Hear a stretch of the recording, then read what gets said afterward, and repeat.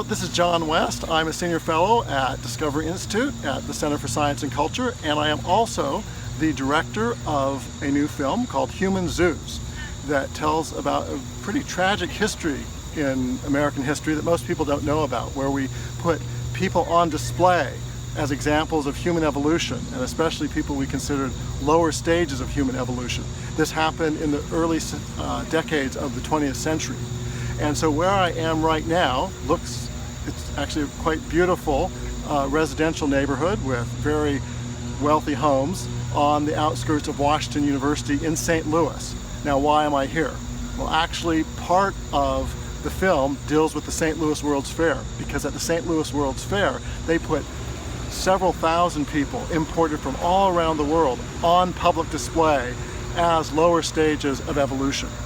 And so that is a key part of my film, Human Zoos, and you'll be able to learn the whole story in that documentary. But I wondered, well, where were they put on display? And can you find that place today? So I've come here to St. Louis, actually with my family, on vacation, and tried to track down the actual location of these anthropological exhibits during the St. Louis World's Fair. You're not going to find a marker here. You're not going to find any commemoration of what was done to people.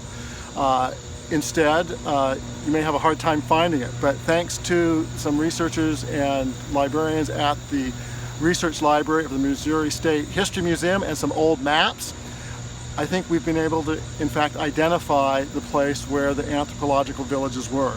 And it's this quiet neighborhood, not so quiet, there's some background noise, but this neighborhood, which now seems so peaceful, at the time they brought thousands of people from various places, including a group of pygmies from the Congo in Africa. And one of those African men who were brought was named Oda Benga. And in my film, I actually tell what happens to Oda Benga later when he came back to the United States in a couple of years after the St. Louis World's Fair. So I hope that you might be willing to learn about this tragic episode in American history, and in fact world history, because some of these human zoos took place elsewhere as well. And I hope that you might want to watch my new film. And you can find out more information about it at humanzoos.org. That's humanzoos.org.